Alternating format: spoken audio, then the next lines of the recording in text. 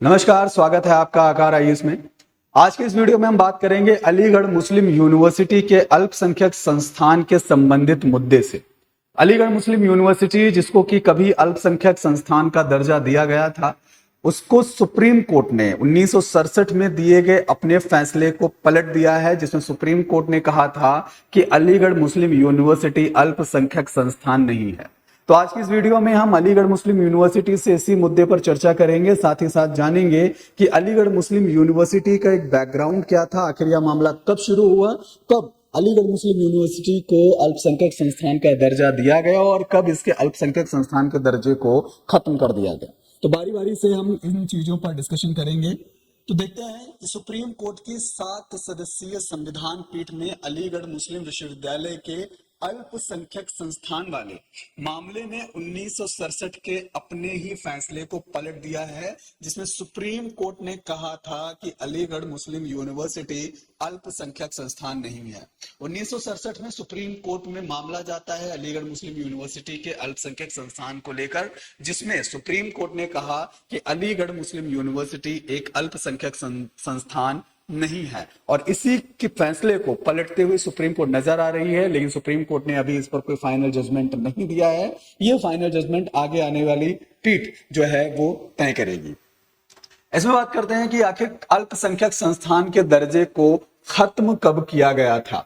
तो बात है सन 1967 के 1967 में अजीज बादशाह बनाम भारत संघ मामला सुप्रीम कोर्ट पहुंचता है और इस मामले को सुनवाई करके सुप्रीम कोर्ट ने कहा कि अलीगढ़ मुस्लिम यूनिवर्सिटी की स्थापना केंद्रीय कानून के माध्यम से की गई है और इसे अनुच्छेद 30 के तहत अल्पसंख्यक संस्थान का दर्जा नहीं दिया जा सकता है, क्योंकि अलीगढ़ मुस्लिम यूनिवर्सिटी एक केंद्रीय विश्वविद्यालय है, एक सेंट्रल यूनिवर्सिटी है और इसकी स्थापना सिर्फ मुस्लिम समुदाय ने नहीं की है। तो अजीज बादशाह बनाम भारत संघ मामला 1967 जो सुप्रीम कोर्ट में जाता है, उस पर सुप्रीम कोर्ट कहती है कि अलीगढ़ मुस्लिम यूनिवर्सिटी अल्पसंख्यक संस्थान नहीं है, चूंकि यह एक केंद्रीय कानून के द्वारा स्थापित किया गया था और अनुच्छेद 30 जो कि अल्पसंख्यक वर्गों को शिक्षण संस्थानों के प्रशासन का अधिकार देती है, तो उसके आधार पर इसे अल्पसंख्यक संस्थान का दर्जा नहीं दिया जा सकता, क्योंकि एक केंद्रीय विश्वविद्यालय है, it is a central university और इसकी स्थापना मुस्लिम समुदाय के द्वारा नहीं की गई है। तो यह फैसला जो है 1967 में आता है सुप्रीम कोर्ट का अजीज बादशाह बनाम भारत संघ मामले में। फिर उसके बाद बात करते हैं कि आखिर अलीगढ़ मुस्लिम यूनिवर्सिटी को अल्पसंख्यक संस्थान का दर्जा मिला कब था। तो बात है साल 1981 के 1981 में तत्कालीन प्रधानमंत्री इंदिरा गांधी की सरकार थी और इंदिरा गांधी की सरकार ने अलीगढ़ मुस्लिम यूनिवर्सिटी अधिनियम में संशोधन करके सुप्रीम कोर्ट के फैसले को अप्रभावी बना दिया। तो 1981 में इंदिरा गांधी की सरकार ने अलीगढ़ मुस्लिम यूनिवर्सिटी एक्ट में अमेंडमेंट किया, संशोधन किया, जिसके आधार पर सुप्रीम कोर्ट का फैसला, जिसे सुप्रीम कोर्ट ने कहा था कि अलीगढ़ मुस्लिम यूनिवर्सिटी को अल्पसंख्यक संस्थान का दर्जा नहीं दिया जा सकता है, उस फैसले को अप्रभावी बना दिया गया। संशोधन में कहा गया कि अलीगढ़ मुस्लिम यूनिवर्सिटी की स्थापना निश्चित रूप से भारत के मुसलमानों द्वारा की गई है, ऐसा मुसलमानों के शैक्षणिक और सांस्कृतिक उत्थान के लिए किया गया था। संशोधन ने एमओ को अल्पसंख्यक संस्थान का दर्जा दे दिया। तो अलीगढ़ मुस्लिम यूनिवर्सिटी के एक्ट में संशोधन किया गया। संशोधन में बात रखी गई कि भाई ऐसा है कि अलीगढ़ मुस्लिम यूनिवर्सिटी की स्थापना भारत के मुसलमानों की शैक्षणिक गुणवत्ता प्रदान करने के लिए की गई थी और इस वजह से इसको जो है अल्पसंख्यक संस्थान का दर्जा दिया जाना चाहिए और संशोधन में इसे अल्पसंख्यक संस्थान का दर्जा मिल गया और इसने सुप्रीम कोर्ट के फैसले को अप्रभावी बना दिया। उसके बाद बात करते हैं कि आरक्षण विवाद से संबंधित साल 2005 था। साल 2005 में अलीगढ़ मुस्लिम यूनिवर्सिटी में रिजर्वेशन को लेकर के एक डिस्प्यूट हुआ, रिजर्वेशन को लेकर के एक आरक्षण हुआ। मामला क्या था कि अलीगढ़ मुस्लिम यूनिवर्सिटी के द्वारा पोस्ट ग्रेजुएट मेडिकल कोर्स में मुस्लिम छात्रों के लिए 50% आरक्षण को लागू किया गया। फिर 2006 में हाईकोर्ट ने आरक्षण नीति को खारिज कर दिया।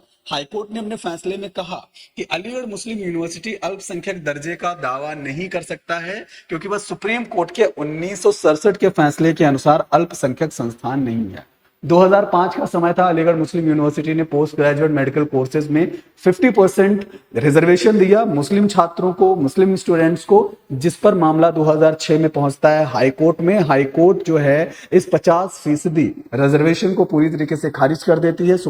हाई कोर्ट कहती है कि 1967 में सुप्रीम कोर्ट ने अलीगढ़ मुस्लिम यूनिवर्सिटी को अल्पसंख्यक संस्थान का दर्जा नहीं दिया है, तो इस वजह से ये 50% आरक्षण जो है वो अलीगढ़ मुस्लिम यूनिवर्सिटी पे किसी भी तरीके से लागू नहीं होगा। तो इस आरक्षण विवाद के बाद मामला जो है हाईकोर्ट पहुंचा।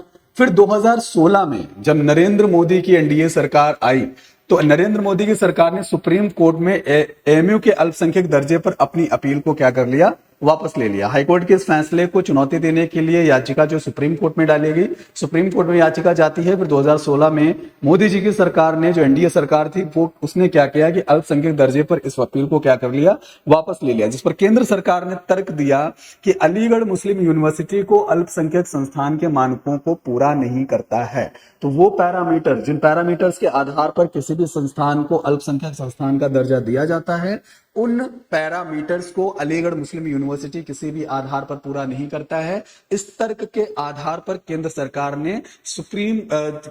ने क्या किया कि सुप्रीम कोर्ट से अलीगढ़ मुस्लिम यूनिवर्सिटी के अल्पसंख्यक दर्जे वाली याचिका को अपील को क्या कर लिया, वापस ले लिया।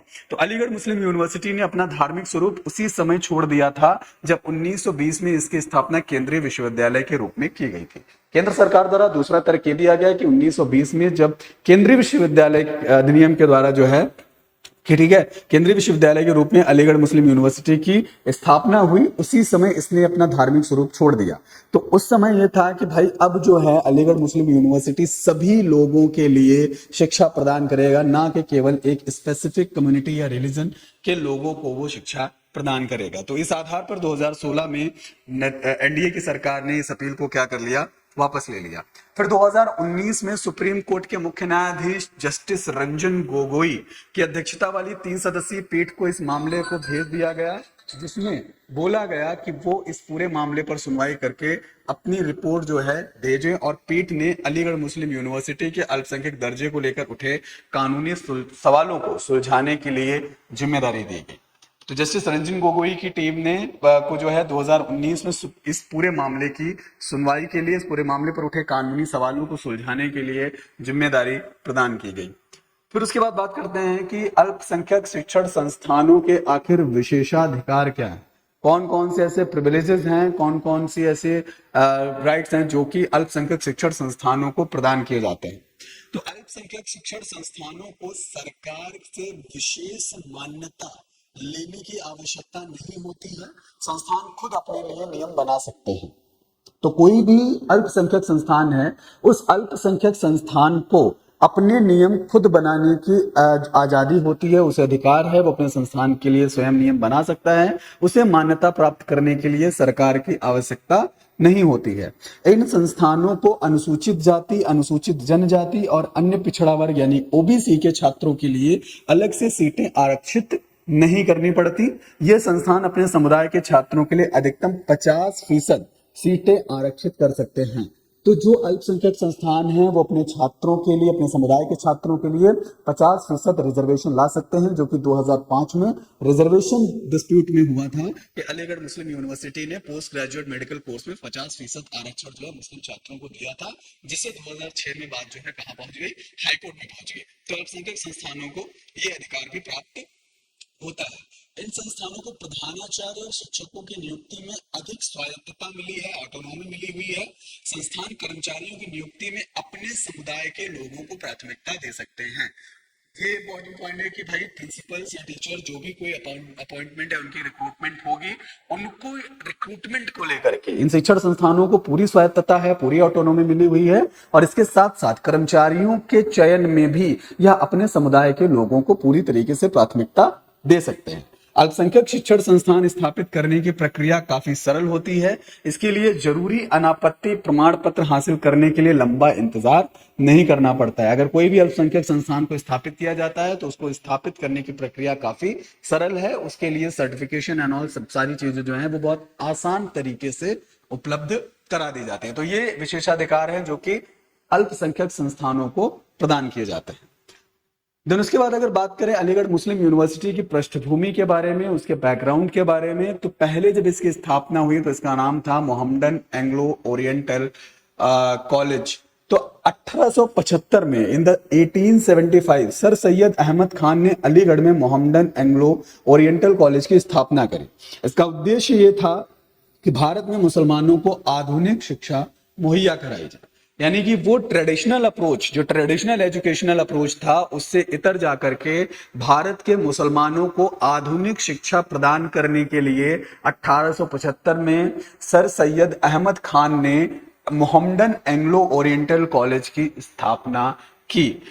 और फिर उसके बाद में अलीगढ़ मुस्लिम यूनिवर्सिटी नाम कब पड़ा, जब 1920 में अलीगढ़ मुस्लिम विश्वविद्यालय अधिनियम पारित किया गया, एक्ट लाया गया, तब जो है इसके तहत मोहम्मदन एंग्लो ओरिएंटल कॉलेज को विश्वविद्यालय का दर्जा मिला और इसका नाम अलीगढ़ मुस्लिम यूनिवर्सिटी रखा गया और 1920 में ही इसे अल्पसंख्यक संस्थान का दर्जा मिल गया था।